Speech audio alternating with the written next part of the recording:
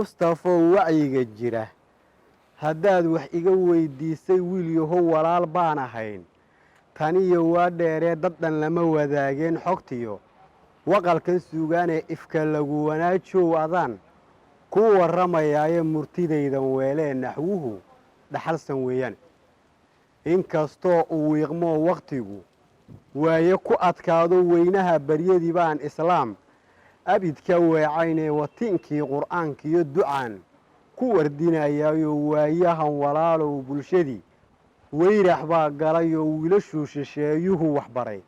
wiiqay noloshiiyo qurba joogna waashiyo rag baa jaliyey weydiiye baasaboor nimaan wadan ajnebi weel ma buuxsado oo shaqo iyo waxqabad uma kallaho mana waraystaanoo wilaayada raggii loo igmaa weshay taladiiyo waxaa ubadkii waqlaha ku furay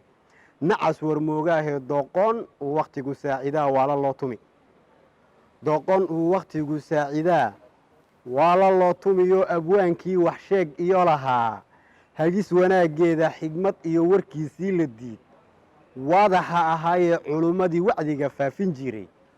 waali lagu sheegiyoo laga weecay tala waaye arag looma weeldhigan laga weecay tala waaye arag looma weeldhigane inkastuu u qoray waaxidkii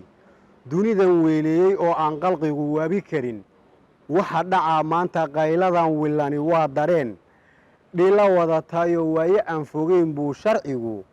waadax soo noqonoo xaqii daaha lagu waabayaa waaga ka caddaanee wax beddeli abaartii badnayd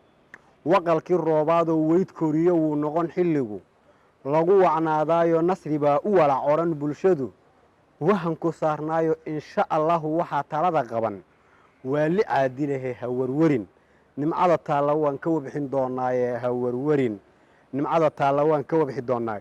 weyd koriye intaasuu leeyahay insha allah waxaan haddana qaban doonaa gobol la yidhaahdo dawo lagu bukooday waxaa noogu xigi doona iima badane iyo gabayo fara badan oo ka hadlaya xaaladda dalka